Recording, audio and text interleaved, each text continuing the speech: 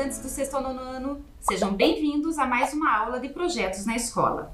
Hoje nós vamos falar sobre a hanseníase, que é um projeto em parceria da Secretaria Municipal da Educação com a Secretaria Municipal da Saúde. Meu nome é Josiane, eu sou professora da Secretaria Municipal da Educação e hoje estou aqui com a nossa convidada, doutora Noeli Vigo, que entre os anos de 2006 e 2020 trabalhou na Secretaria Municipal da Educação, sendo referência municipal em hanseníase. Olá, doutora Noeli, tudo bem com a senhora? Tudo bem, sejam todos bem-vindos e eu quero agradecer a oportunidade de esclarecer um pouquinho mais para vocês sobre essa doença milenar. Então, como nós já comentamos, hoje vamos falar sobre a hanseníase, que é uma doença infecciosa crônica que acompanha a humanidade desde a antiguidade e ainda nos dias de hoje é cercada de muito preconceito. Antigamente a hanseníase se chamava lepra. Explica para nós sobre isso, doutora Noeli, por gentileza. Em 1976, o Brasil foi o pioneiro na substituição desse nome, lepra, pelo termo hanseníase, porque é um termo carregado de muito preconceito. E em 1995, então, o presidente Fernando Henrique Cardoso assinou uma lei 9.010, banindo em todos os documentos oficiais do território nacional o termo lepra ou leproso, passando a ser hanseniano ou hanseníase. O Brasil foi o primeiro país no mundo a adotar essa denominação de hanseníase, e o que fez com que nós esquecêssemos um pouco dessa doença que acompanha a humanidade, e só enfatizando que o Brasil é o segundo país em número de casos no mundo de hanseníase, suplantado apenas pela Índia. Explica para nós então, doutora Noeli, como surgiu a hanseníase? Existem relatos de presença da hanseníase desde o século VI a.C. São relatos na China, na Índia, na África. É bem verdade que nessa época nós não podemos estar certos quanto ao verdadeiro diagnóstico daquela doença tratar-se hanseníase, porque, sobretudo, as doenças de aspecto repulsivo eram todas catalogadas como hanseníase. Então, podem estar misturados aí psoríase ou vitiligo, por exemplo.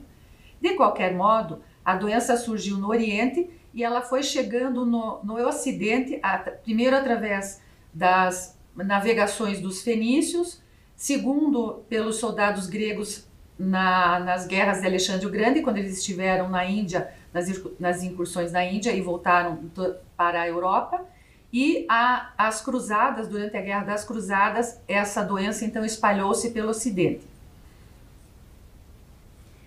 A senhora nos trouxe a informação de que o termo lepra e leproso é citado 54 vezes na Bíblia, sobretudo no livro de Levítico. A senhora pode nos explicar sobre isso, doutora Noeli? Então, na antiguidade, os hebreus foram um povo que abarcaram o termo lepra na sua cultura. Quando em Alexandria a Bíblia hebraica foi traduzida para o grego, este termo tzarete, que é um termo hebreu para designar impurezas, foi traduzido por lepra.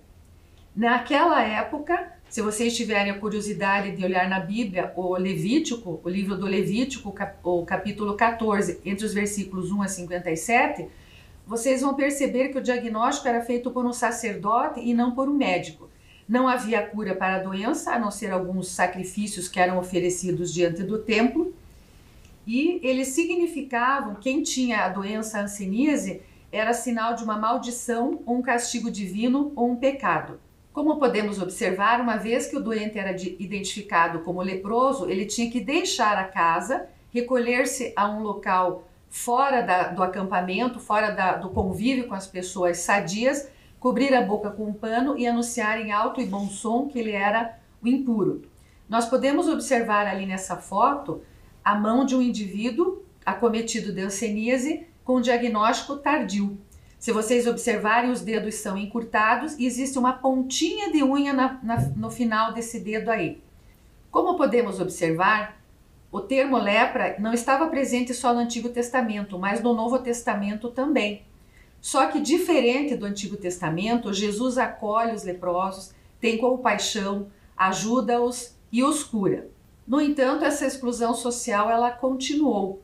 E se Jesus curava os hansenianos, o cristianismo acabou por endossar os estigmas que estavam descritos lá no Velho Testamento, no Levítico, reforçando-os, e isso pode ter sido até uma causa de que tenha havido uma disseminação da hanseníase na Europa Ocidental, logo ali na época das Cruzadas, porque afinal, quem é que queria ser identificado como hanseniano? Então essas pessoas acabavam fugindo e se escondendo e espalhando mais essa doença. Na Idade Média, quem estabeleceu as regras para o controle da doença foi a Igreja Católica. Então o modelo diagnóstico ele acompanhava aquilo que está descrito lá no Levítico. Então eram designados como possíveis hansenianos quem tinha afundamento na pele, quem tinha embranquecimento dos pelos e quem tinha úlceras ou feridas. Quem fazia esse diagnóstico de hanseníase ali na Idade Média eram os clérigos, um leproso que era considerado especialista no assunto e um bispo. Uma vez que esse doente era classificado como um leproso, seguia-se um ritual extremamente impactante, onde o indivíduo era colocado como uma mortalha, era rezado um ofício como se ele estivesse morto, inclusive jogado a terra na sua cabeça, e uma vez que ele era considerado legalmente morto, todos os seus bens eram confiscados pelas autoridades eclesiásticas. Como vemos aí no próximo slide também, continuando essa investida contra os hansenianos, durante as guerras nos países ocupados eles eram queimados para purificar o corpo e a alma. Hoje nós temos ainda na ideia aquilo que é representado no cinema e na TV, que são indivíduos cobertos com manto escuro, cobrindo o rosto, com as mãos enfaixadas e os pés enfaixados para esconder as suas deformidades. Nessa figurinha ali do lado direito, a gente observa então o hanseniano, sem o pé e sem a mão esquerda, coberto com esse chapéu, esse manto escuro e carregando essa sineta na mão, que era para sineta ou matraca, para toda vez que ele fosse chegar perto da população sadia, ele tocasse essa sineta para que o pessoal se afastasse dele. E nós temos então um filme que vai falar um pouco sobre como era ser um hanseniano na Idade Média. Isso mesmo. Nós vamos acompanhar agora um trecho do filme As Cruzadas. Ele se passa no final do século XII e retrata a história do rei muito jovem que é acometido dessa doença que nós estamos comentando aqui. Antes de assistir, eu gostaria que vocês observassem a questão das feridas, das úlceras, as mãos enfaixadas, a dificuldade de caminhar deste rei, porque ele cai, tem uma cena que ele cai, e depois vocês vão observar as deformidades que ocorrem na face. Isso tudo numa época que não havia cura para essa doença, então ela seguia a seu ritmo normal. Aproxime-se. Estou feliz em conhecer o filho de Godfrey. Ele foi um dos meus grandes professores. Ele estava lá quando, jogando com outros rapazes, o meu braço foi cortado. E foi ele, não os médicos de meu pai, que notou que eu não senti dor. Ele chorou quando deu a notícia ao meu pai de que eu era leproso.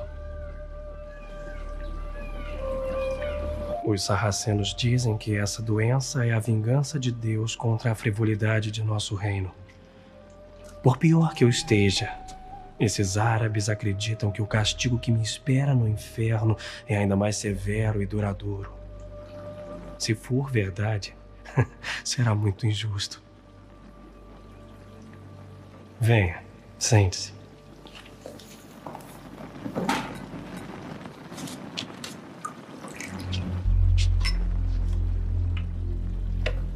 Quando eu tinha 16 anos, eu obtive uma grande vitória.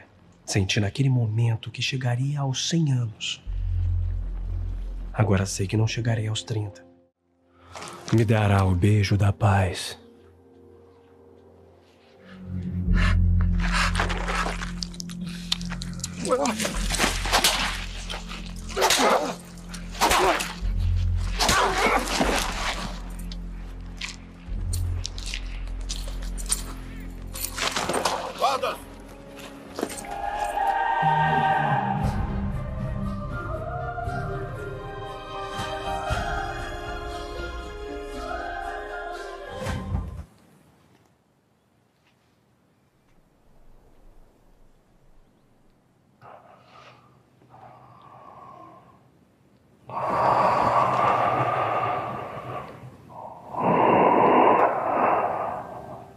Olá.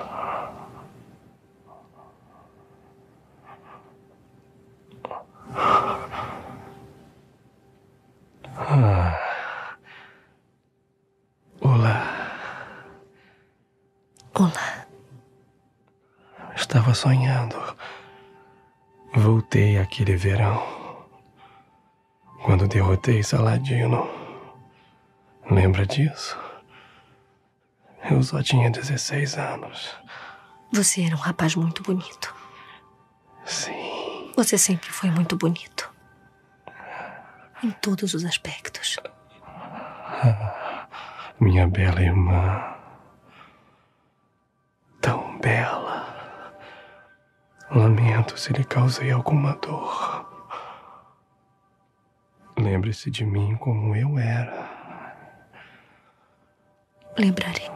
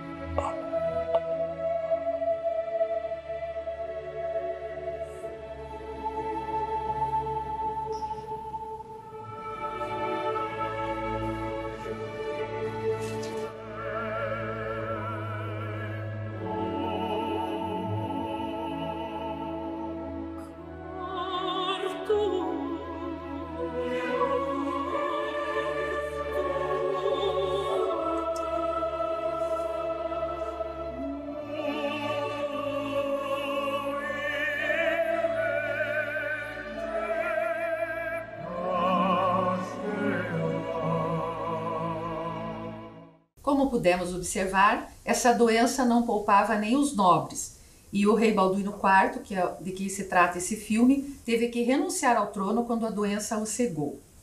A partir do século XIX, foram conseguidos notáveis progressos tanto no diagnóstico quanto no tratamento da doença. Em 1873, o norueguês Armand Hansen identificou o micróbio causador da hanseníase. Descobria-se ali que não era a doença nem uma maldição, nem um pecado divino, mas consequência de um fenômeno natural. E diferentemente do que se pensava, a doença ela é pouco contagiosa e só após anos em contato com algum enfermo é que o indivíduo vai se tornar doente. No próximo slide, nós vamos ver então que começou a busca por descobriu-se que era um micróbio causador da doença, então começou uma busca para um tratamento. E o primeiro tratamento disponível foi, a partir dessa planta, a chalmugra, fazia-se injeções que eram extremamente dolorosas e pouco eficazes. Somente em 1981 é que a Organização Mundial de Saúde passou a recomendar uma associação de 3 antibióticos para o combate da doença, chamada poliquimioterapia ou PQT, que inclui as 3 drogas, a rifampicina, a dapsona e a clofazimina. O tratamento é prolongado, mas ela tem um percentual bastante alto de cura. Então explica para nós, doutora Noeli, o que é a hanseníase? Então a hanseníase, como nós pudemos ver, ela é uma doença infecciosa crônica causada por uma bactéria que se chama Mycobacterium leprae. Como ele tem uma forma de bastão, é também chamado de bacilo de Hansen. Esse bacilo ele tem uma predileção, ele gosta de afetar a pele, as terminações nervosas, os nervos que dão a sensibilidade e o comando motor para os braços, para antebraços, para a mão, para os pés, para as pernas e também para os olhos. O período de incubação dessa doença é bastante prolongado, em média de 2 a 5 anos, mas podendo ser até mais de 5 anos. E vamos lembrar que o período de incubação é o período compreendido entre quando eu entro em contato com essa bactéria até eu apresentar os primeiros sinais e sintomas dessa doença. E como é transmitida a hanseníase, doutora Noeli? Então, isso é muito importante, porque isso depois nós vamos ver que vai ser importante lá no controle dessa doença. A hanseníase é transmitida de pessoa a pessoa por um doente que seja da forma contagiosa, que seja bacilífero e que não esteja em tratamento. Esse indivíduo doente, ele vai eliminar os bacilos quando ele fala, quando ele espirra, quando ele tosse, pelo ar da respiração. E então explica para nós, doutora Noeli, todos os doentes que têm a hanseníase transmitem a doença? Então, nós temos duas formas de hanseníase. Uma que é considerada paucibacilar, que tem poucos bacilos, e outra que é da forma multibacilar, que é o paciente que apresenta muitos bacilos. Quem é contagiante são os pacientes da forma multibacilar, e são aqueles indivíduos que apresentam muitos caroços, muitas manchas na pele, mas é importante frisar aqui que só os pacientes multibacilares que transmitem a doença são aqueles que não estão em tratamento ou que abandonaram o tratamento. Mas então, todas as vezes que entramos em contato com uma pessoa doente, também eu pego a doença, doutora? Não, nem todos os pacientes que convivem com um paciente bacilífero vão apresentar essa doença. Inicialmente é necessário um contato íntimo e prolongado, que são as pessoas que comem, dormem, vivem na mesma casa com o doente da forma bacilífera. E felizmente, uma grande parte da população apresenta uma resistência inata ao desenvolvimento dessa doença. E é importante frisar que 90% das pessoas são resistentes à doença. O que acontece comigo se eu convivo ou se eu convivi com alguma pessoa de forma contagiosa e que ainda não está em tratamento para hanseníase, doutora Noeli? Bom, como eu já frisei anteriormente, só 90% das pessoas são resistentes, então quer dizer que aquele indivíduo que está convivendo na mesma casa, que é considerado um contato do paciente de hanseníase, ele vai receber esses bacilos através das vias aéreas respiratórias superiores e ele vai eliminar, 90% dos pacientes vão eliminar esses bacilos e não vão adoecer. Somente uma em cada 10 pessoas é que vai tornar-se doente. E como que ele vai apresentar essa doença daí?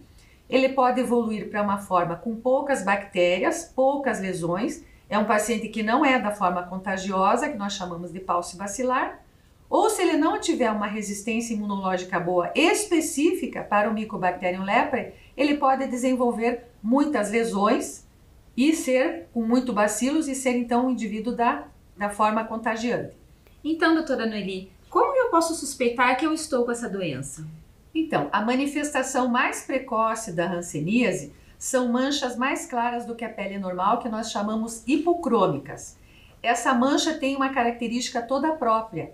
Ela tem uma diminuição da sensibilidade ou perda da sensibilidade. Isso quer dizer, no local da mancha, o indivíduo não tem a sensação de calor e nem a sensação de dor. Essas manchas podem ocorrer em qualquer parte do corpo, como as costas, região glútea, pernas, braços, podem surgir também na face.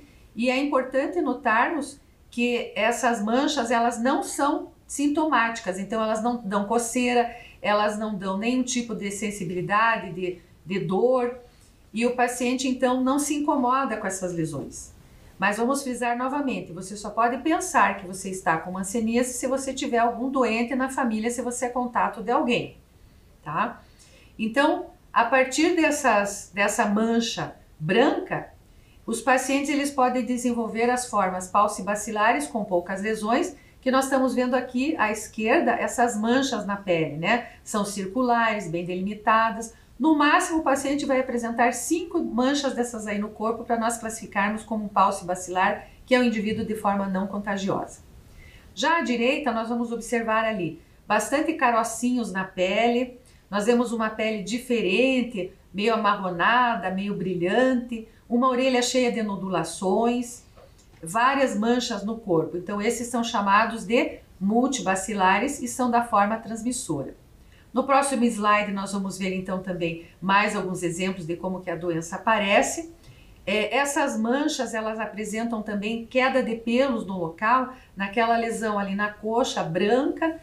Nós podemos bem observar a diferença de pilificação entre a pele que está acometida pela doença hanseníase e daquela que não está. Aí nós vemos outras lesões nas costas, na coxa, nos antebraços, apresentando caroços, ali no tronco, fazendo quase como um mapa geográfico, né? Então aí nós temos tanto pacientes das formas multibacilares como paucibacilares misturados aí nesses slides. Agora temos um vídeo que apresenta um resumo de como a doença é transmitida e as manifestações clínicas da doença. Vamos acompanhar? Hanseníase.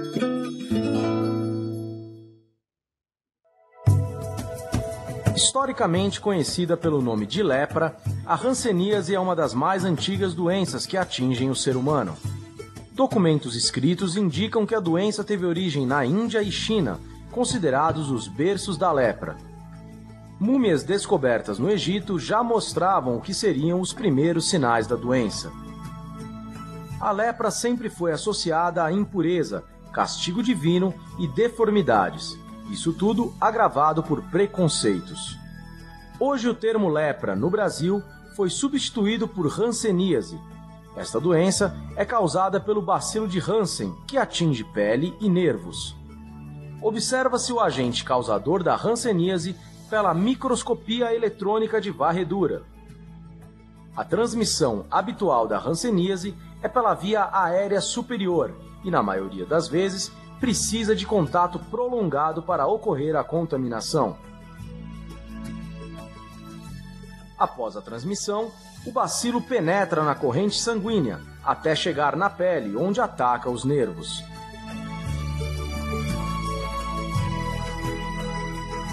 Durante a etapa inicial, a doença pode determinar o surgimento de mancha clara na pele.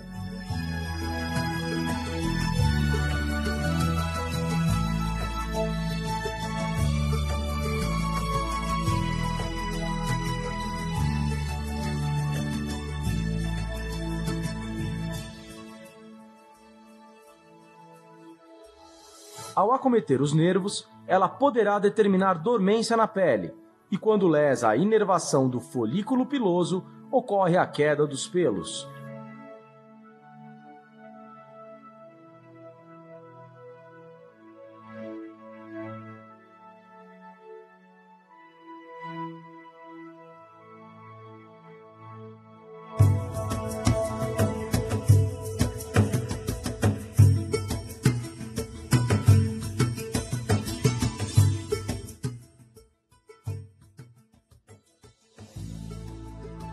O comprometimento dos nervos das glândulas sudoríparas determina a redução do suor, deixando a pele nesse local mais seca.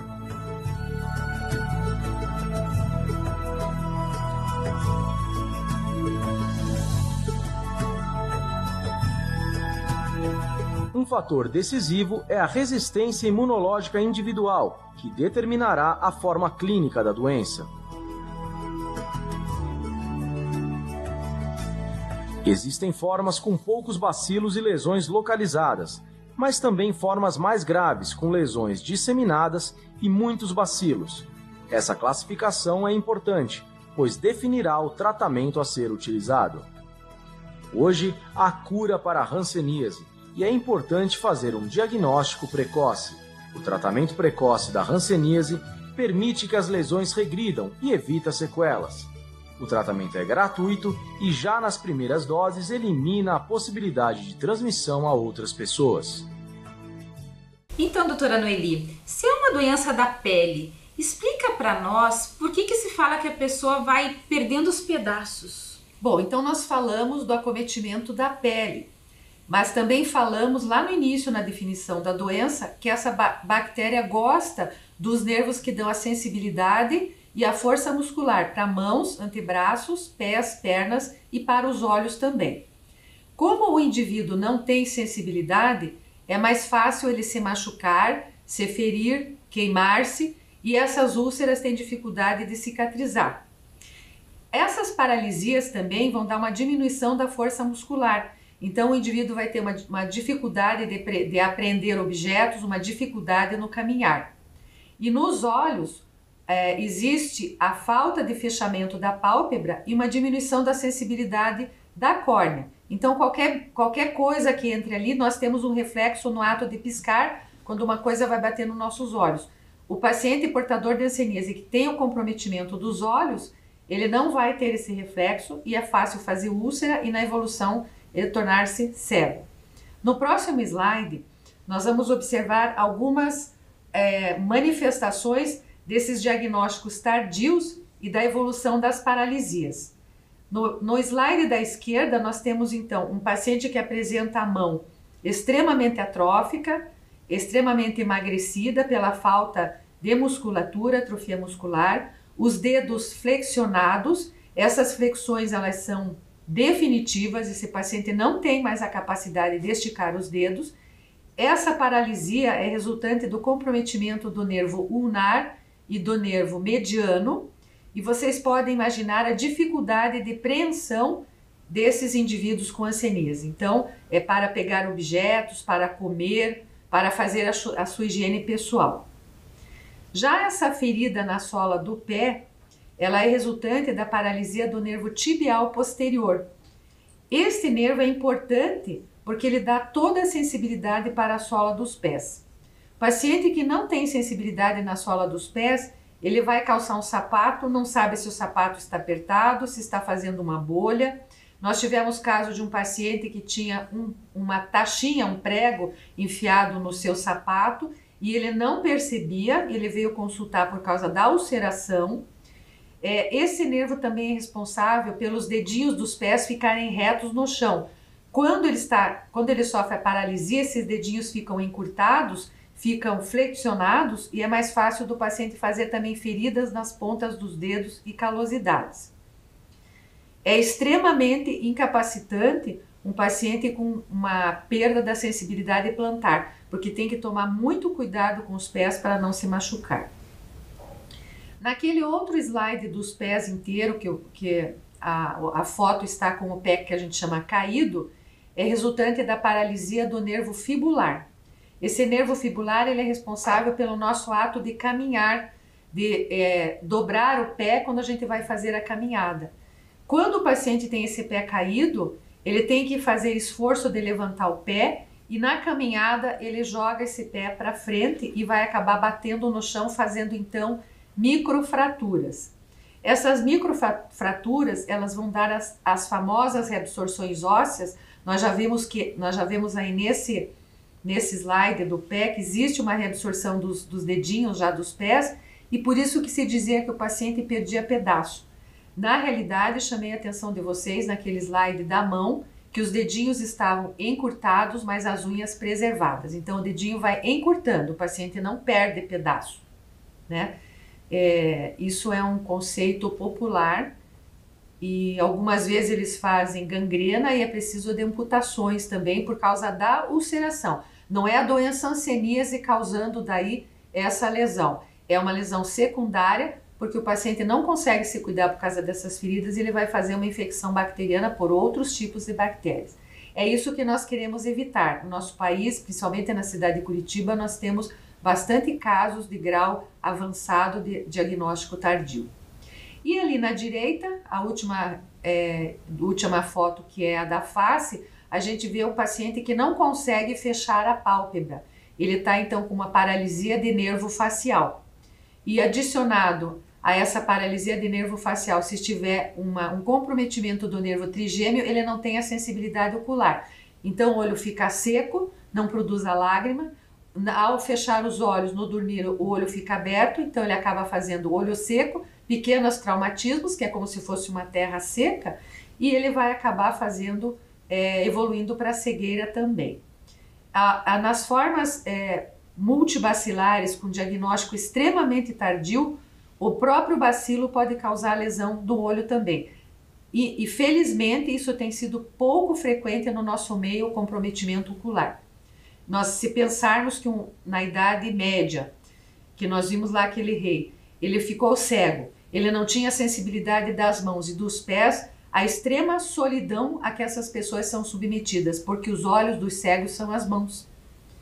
E nós temos aqui perda de sensibilidade, então não tem nem como o paciente identificar o que ele está tocando. Então é uma doença muito difícil, né? Era como se o paciente tivesse morto em vida.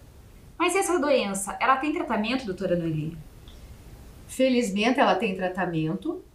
Desde a década de 90, o Brasil seguiu a recomendação da Organização Mundial de Saúde, fazendo associação com essas 3 drogas, que são a rifampicina, a clofazimina e a dapsona. Infelizmente, o tratamento é prolongado, variando de 6 a 12 meses, de acordo com a forma clínica que o paciente apresenta.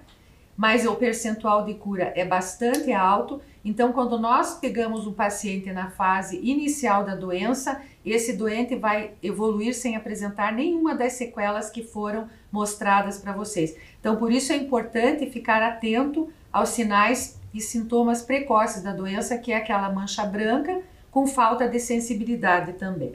Então, doutora Noeli, o que nós podemos fazer para combater essa doença? Já que o Brasil é o segundo país do mundo com maior número de casos, perdendo somente para a Índia. A chave para o controle dessa doença baseia-se no diagnóstico e tratamento precoces, além da informação da comunidade para atentar aos primeiros sinais e sintomas da doença.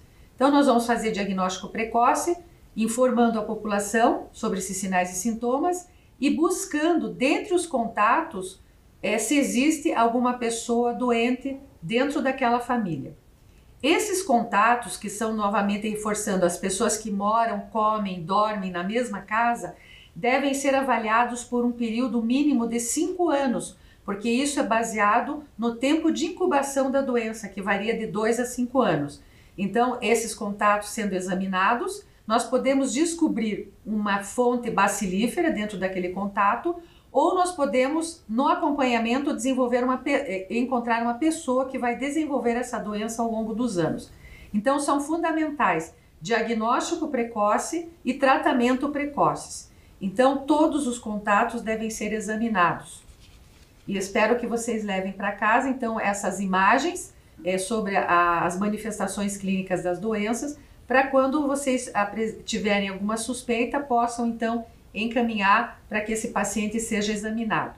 Lembrando que o paciente não deve acreditar que ele não tem nenhuma mancha, porque a pessoa não consegue observar direito a parte posterior do corpo, existem áreas mais difíceis de serem visualizadas e às vezes a mancha ela é bastante sutil, é só tirando a roupa com uma iluminação boa que você vai observar. Então lembrar que a hanseníase gosta também das costas, das áreas frias do corpo, né? Então as costas é mais fria, é um lugar que tem bastante manchas também. Como vocês podem observar no próximo slide, a Secretaria Municipal da Educação é parceira do projeto da hanseníase com a Secretaria Municipal da Saúde com relação aos Objetivos de Desenvolvimento Sustentável, com os objetivos número 3, saúde e bem-estar, e objetivo número 4, educação de qualidade. Doutora Noeli, então deixa para nós uma mensagem final para os estudantes e para suas famílias sobre a hanseníase. Então, a primeira mensagem que eu quero deixar é a questão do preconceito. Ainda hoje, nossos pacientes enfrentam bastante preconceito, dentro das próprias famílias, inclusive, e algumas famílias ainda manifestando aquelas informações que tem na Bíblia. Então, dessa questão de pecado, dessa questão de maldição. Então, essa questão do preconceito, gostaria então que ficasse lá na Idade Média, que ficasse lá na Bíblia somente, porque hoje a hanseníase é uma doença atual, sabemos que ela tem cura, sabemos que ela tem tratamento, e quanto mais diagnóstico precoce nós fizermos, menos sequelas teremos e acabar com esse problema de saúde pública que é a hanseníase no Brasil. Enfatizando que o tratamento está disponível em todas as unidades de saúde, é fornecido gratuitamente pelo Sistema Único de Saúde. Então não tem por que a pessoa deixar de se tratar. Então a minha mensagem é tratamento precoce, evitar o preconceito, ajudar os pacientes também a não terem autopreconceito, que isso também acontece, e que a doença tem cura. Basta procurar uma unidade de saúde e ser examinado na suspeita de qualquer um desses sinais. Então, em nome da Secretaria Municipal da Educação e da Prefeitura Municipal de Curitiba, gostaria de agradecer a senhora, doutora Noeli, e a Secretaria Municipal da Saúde por essa parceria de sucesso e nos encontramos numa próxima aula. Amo Curitiba, no inverno e no verão. Tem a Rua 15, mas também o Boqueirão. Santa felicidade eu morar neste neste lugar. Boa Vista, Pilarzinho, a cidade pra encantar. Eu gosto de Curitiba, da Riviera ao Cajuru. Eu gosto de Curitiba, meu São Francisco e meu Xaxim. Eu amo Curitiba, Luz dos Pinhais, meu querubim. Eu amo Curitiba, o meu Guaíra, meu novo mundo. Eu amo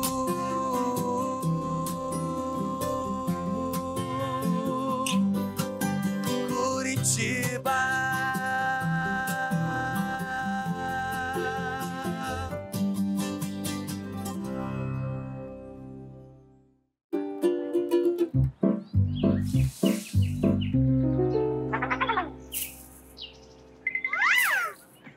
A família Folhas está de volta com um recado para você. Descartar errado, nem pensar. Tome cuidado ao separar. Lixo que não é lixo, não pode misturar. Faça sua parte, vamos lá. Todos juntos cooperar. O mundo vai agradecer se você se reciclar. Lixo que não é lixo, não vai pro lixo. Separe. A família Folhas voltou para ajudar todos os curitibinhas a separar melhor o lixo.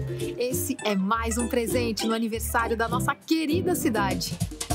Lixo que não é lixo, não vai pro lixo. Separe. Prefeitura de Curitiba, 329 anos. Orgulho de ser.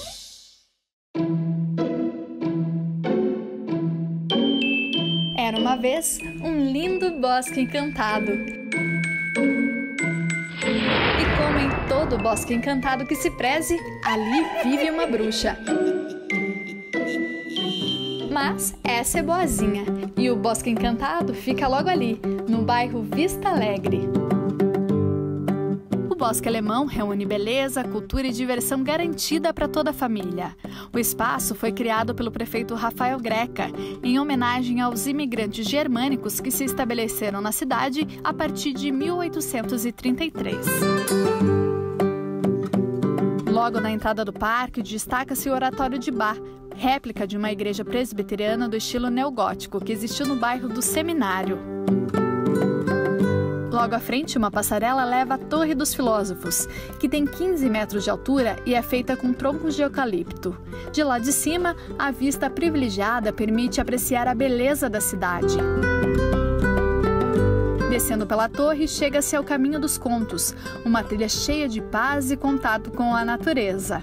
O caminho conduz o visitante até a Casa Encantada, uma biblioteca criada para promover o interesse das crianças pela leitura.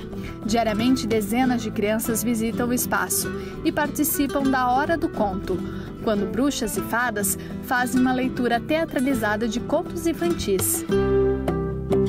Ao fim da trilha, chegamos à réplica da Casa Mila. Construída no início do século, na rua Barão do Cerro Azul, representa um dos principais exemplares da arquitetura da imigração alemã. O Bosque Alemão é uma das paradas da linha de turismo e possui um quiosque gastronômico com comidas e bebidas típicas.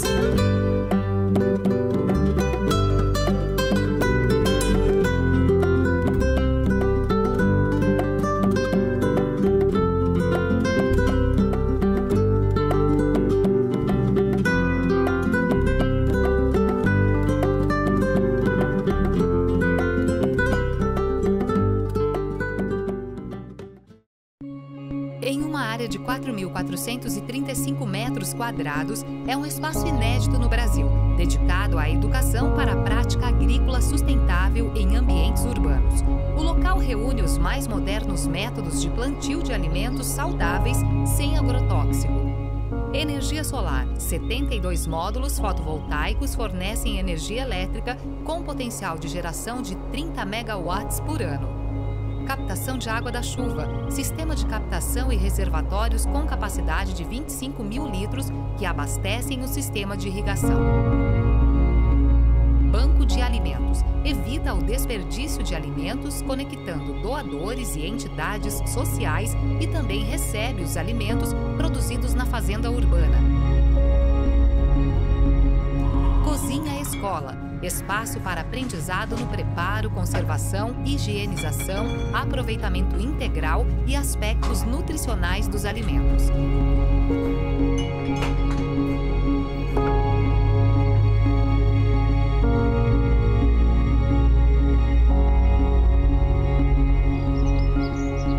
Compostagem e vermicultura, ensino de técnicas de decomposição de material orgânico que colabora com a redução do lixo e obtenção de adubo para a agricultura.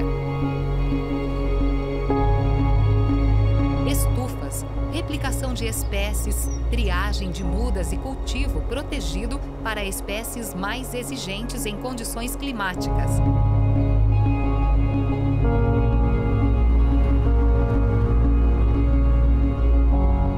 Floresta, sistema que reúne as culturas de importância agronômica em consórcio com as plantas que integram a floresta. Um sistema agroflorestal é um sistema de plantio de alimentos que é sustentável e ainda faz a recuperação vegetal e do solo. Paisagismo produtivo, jardim onde plantas comestíveis, ornamentais e repelentes integram-se em harmonia. Área de canteiros. Canteiros executados com diversos materiais, formas e tamanhos para representar as várias possibilidades de agricultura no ambiente urbano. Espiral das sensações.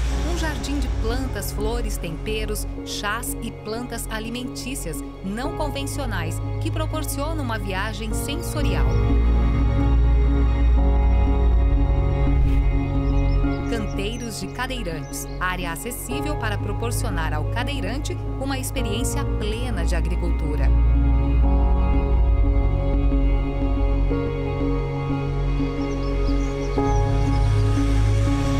Jardins de mel, colmeias de abelhas jataí, mandaçaia, guaraipo, mirim e manduri formam o ecossistema apícola de espécies fundamentais para o equilíbrio ambiental e a produção agrícola.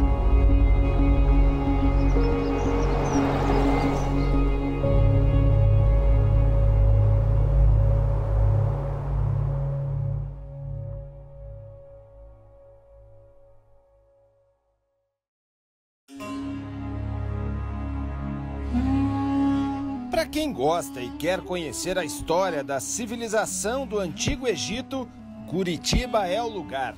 No bairro do Bacaxiri, a Ordem Rosa Cruz mantém um complexo que, além dos edifícios imponentes, conta com um museu egípcio formado por objetos relacionados ao Antigo Egito, possuindo peças que contam a história dos faraós, da religião e do cotidiano daquela civilização. O Museu Egípcio, ele tem, na verdade, um museu de réplicas e que trouxe hoje para a população de Curitiba, a cada 2 anos, na verdade, uma exposição com um determinado assunto sobre o Egito Antigo. As pessoas tendem a pensar que o Egito Antigo eram somente aquelas grandes construções, mas nós esquecemos que foi uma civilização muito grande e que perdurou por cerca de 5.300 anos. E o passeio já começa pelo lado de fora, onde a própria arquitetura dos edifícios já nos remetem ao Antigo Egito. E você pode passear, inclusive, nesta alameda aqui, cercada de esfinges. As réplicas dos objetos relacionados ao Antigo Egito, cujos originais são conservados no acervo de diversos museus europeus, egípcios e norte-americanos, são fiéis. Esses objetos relacionam-se a muitos aspectos da vida daquele povo, assim como sua organização social, sua religião e sua política. Mas a peça mais importante do Museu Egípcio é a múmia original de uma dama egípcia chamada Totmeia, que possui cerca de 2.600 anos. Ela está na coleção do museu desde 1995. A parte final da exposição é a múmia Totmeia. E o incrível é que a múmia Totmeia ela tem um sarcófago que é uma réplica também, é uma cópia.